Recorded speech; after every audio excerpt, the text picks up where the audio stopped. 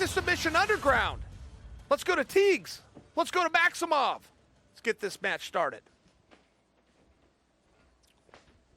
Aaron, you ready? Nicholas, you ready? All right. We've got a gi match right here. Maximov, who you all are going to know. He is the one on bottom.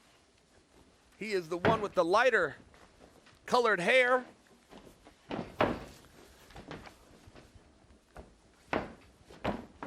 Gi matches, guys, I swear to goodness, is a whole nother sport. Right here. Oh, right here. Maximov's looking for something. This looks similar to the match that we just saw. You really started to see this in grappling right now. You really started to see attacks below the waist. There was an era where that wasn't true. You guys will remember the triangle Kimura guillotine era. Okay. Tiegs does a good job of reversing this and finds himself in a full mount.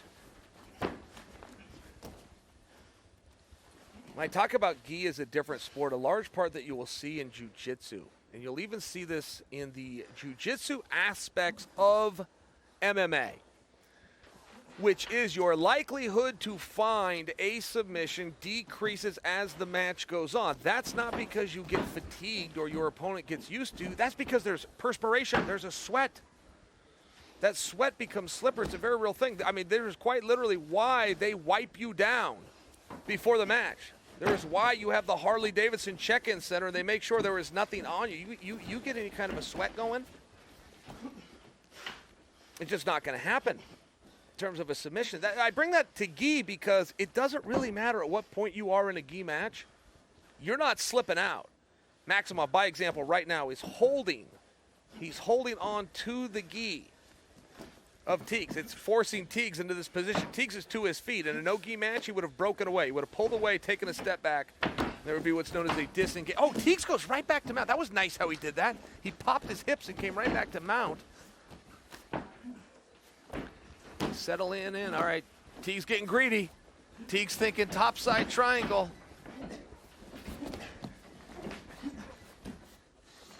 With any submission, prior to seeing the submission, you always see what's known as a risk. The guy has to take a risk. At some point, he has to trade position for submission. Halfway. You saw Tiegs take that risk. Maximov comes out. Hey, Maximov's in a bad spot right now. This is an opposite side triangle. Generally, the lock would be on the side that he just switched it to. Maximov sitting back. That's a good defense. One way to avoid a triangle is get your knee engaged, sit back, and just create some space. All right, now Maximov going back. Lower body, he doesn't quite have Tiegs' leg extended. There's a little bit of bend. The bodies are blocking it from you guys seeing it, but there's a little bit of bend in that knee. All right, Tiegs looking for a gi choke here. He's not just holding Maximov, guys. Notice Maximov's face. He's caught in a little bit of a choke. Maximov reverses it, comes on top. Tiegs going back to this triangle. Maximov coming out the back. Boy, there's a lot happening. There's a lot happening in 3 minutes, and Maximov's going back to the same position. He sees something about this that he likes. He's gone for that 3 times. There's something about this where he feels he's getting closer.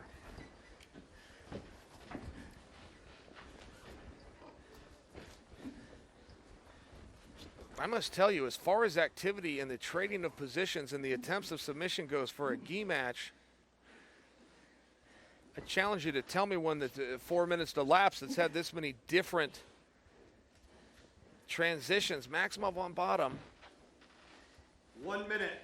Aaron Batman Tiegs on top. Yeah, reverse that. Batman on bottom.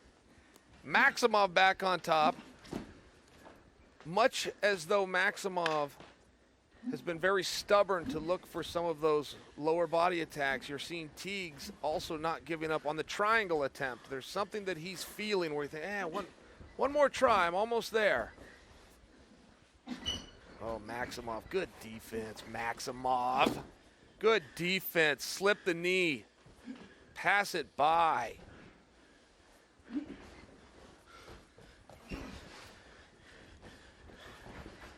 All right, Maximov Maximov could have opportunity here.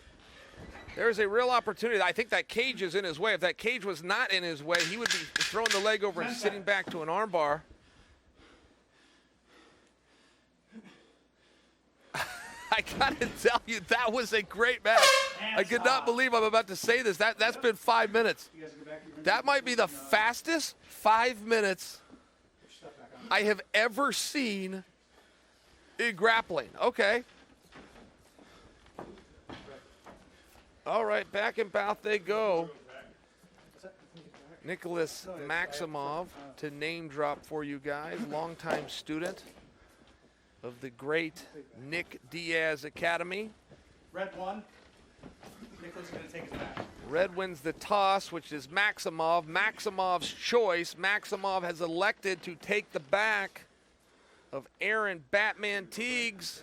Ready? Go! Time matters here. Allow me to condescend to you longtime fans as a way of educating our new fans. Right now, the options are pretty straightforward. Okay, we're done. We're done. As you saw right there, Tiegs was able to escape the position. The moment he escapes the position, the referee will stop the action. Simultaneously, there is a stopwatch going. While they're trading that position back, and now it's Tiegs' turn to look to finish this match. Maximov also has a job to do, which is to escape the position and do it faster than Tiegs did it. Oh, Tiegs being smart. Look at this. He's holding on here, guys. He's holding on to the leg as a way of stabilizing Maximov. That is what we call a gi choke. When I talk about this being a different sport, Collar choke.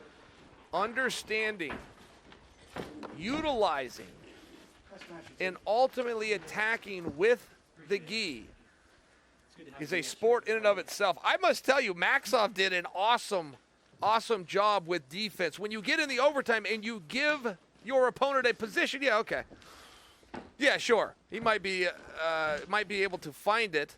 Going to recap this in a minute. Before we do that, let's send it to Kevin Keeney and make this official. Ladies and gentlemen, your winner by collar choke at 19 seconds of overtime round number 1, Aaron Tiegs.